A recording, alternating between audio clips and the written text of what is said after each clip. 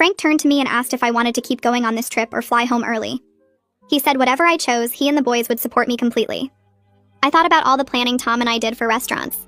I thought about the Japanese phrases I taught Bobby. I thought about how excited I'd been for 3 months. I told Frank I wanted to stay because I wasn't letting Linda's problems ruin something I'd looked forward to for so long. Frank nodded and told Linda she needed to treat me with basic respect for the rest of the trip. He said if she couldn't manage that, she'd be the one going home early instead of me. Linda whispered that she understood. Frank got up and opened the door to call the boys back in. Tom and Bobby came in looking worried and Frank sat them down. He explained that we'd talked through some issues and we were finishing the vacation as a family. Tom asked if everything was okay, and Frank said it would be. Bobby looked at Linda's red eyes and then at me. He came over and hugged me tight without saying anything. That evening we went to a restaurant near the hotel. Linda sat across from me and barely spoke during the whole meal. She ordered food and ate it but kept her eyes on her plate. The tension at the table was thick enough to cut. Tom tried making jokes about the robot restaurant and how wild the show had been. He did impressions of the robots and got Bobby laughing. Bobby pulled out his phone and showed us pictures from the temple. He had shots of the gardens and the statues and one really good one of the main building. Frank looked at each picture and asked Bobby questions about what he'd learned. Linda just nodded when anyone spoke to her directly. The waiter brought our food and I focused on eating.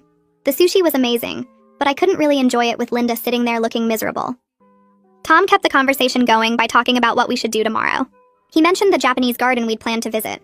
Bobby said he wanted to see the koi fish there. Frank agreed and said we'd go first thing in the morning. The next day we took a taxi to the garden. Linda sat in the front seat and didn't say much during the drive. When we got there, she walked next to me instead of trailing behind like usual. She pointed at a map near the entrance and asked if I wanted to see the tea house first. Her voice sounded stiff like she was reading from a script. I said sure, and we all headed that direction. The garden was beautiful with perfectly trimmed trees and stone paths winding between ponds. Bobby ran ahead to look at the koi fish. Tom took pictures of everything. Linda stayed close and made comments about the plants we passed. She asked me what I thought about the bridge over the main pond. I said it was pretty, and she agreed. Everything felt forced and awkward. She was including me because Frank told her to, and not because she actually wanted me there. At the tea house, we sat on the floor, and a woman in a kimono served us tea. Linda sat between me and Bobby. She asked me if I'd tried green tea before. I said yes at home, and she nodded.